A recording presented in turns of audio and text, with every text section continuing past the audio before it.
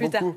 Allez, on va prendre la direction de l'Allemagne et de Berlin pour retrouver Amaury Guibert. Bonjour Amaury, si vous êtes en ligne, pour évoquer une affaire qui suscite pas mal d'émotions dans la ville, à Berlin. Donc, il s'agit de la disparition de pavés sur les trottoirs.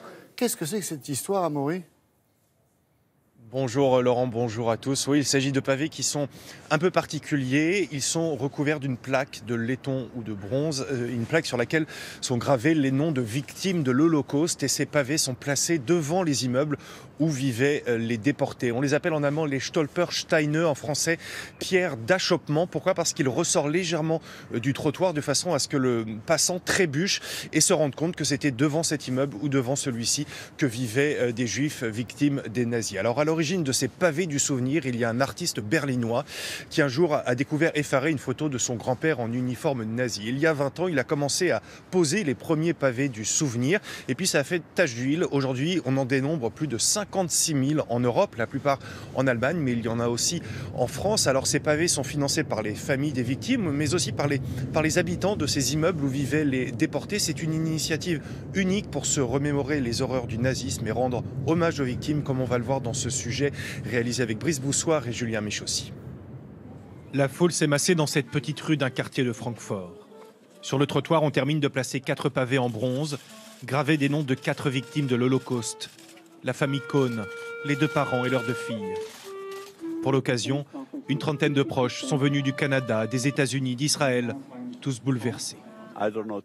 Jusqu'il y a peu, je n'avais jamais entendu parler de ce destin. Maintenant, je dois surmonter tout ça. Voir ce pavé du souvenir, lire leur nom juste devant la maison où ils vivaient, c'est dur, vraiment très dur. La plus jeune de la famille s'appelait Carolina. Elle n'avait que 12 ans lorsqu'elle a été tuée au camp d'extermination de Sobibor. Des fouilles y ont récemment eu lieu et on a retrouvé ce médaillon avec son nom et sa date de naissance. Ce qui est particulier dans le destin de Carolina, c'est qu'il n'y a rien de particulier. C'est un destin partagé par des centaines de milliers d'autres enfants juifs. Elle venait d'une famille très pauvre, pas connue. Et maintenant, grâce au travail mené à Sobibor, son nom est réapparu et on peut se souvenir d'elle. Cet hommage est une façon de perpétuer le souvenir, pour que Carolina Cohn ne soit plus seulement un nom, parmi tant d'autres. Le problème, c'est que d'un côté, on entend beaucoup parler de l'Holocauste. On sait beaucoup de choses dessus. Ce thème est traité régulièrement dans les écoles, notamment. Mais d'un autre côté, selon des études récentes, 40% des jeunes de plus de 14 ans ne savent pas ce que signifie le mot Auschwitz.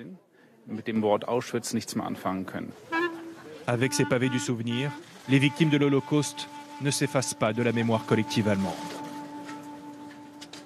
Oui, Amaury, ça va au-delà du vol, c'est assez incompréhensible. Est-ce que la police allemande a une piste ?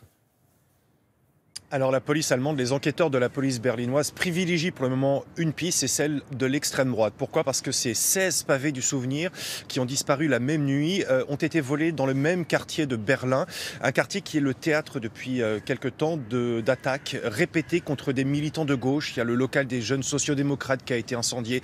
On a découvert des graffitis anti-gauche sur les murs. Voilà pourquoi la police soupçonne et fait le lien entre ces attaques et le vol des pavés et voit derrière le même groupe, un groupe d'extrême droite, même si pour le moment elle n'a procédé à aucune interpellation. Reste que cette affaire a suscité bien sûr dans ce quartier une intense émotion. Il y a eu des manifestations de soutien et la mairie d'arrondissement a décidé de lancer un appel aux dons pour remplacer ces pavés qui ont été volés.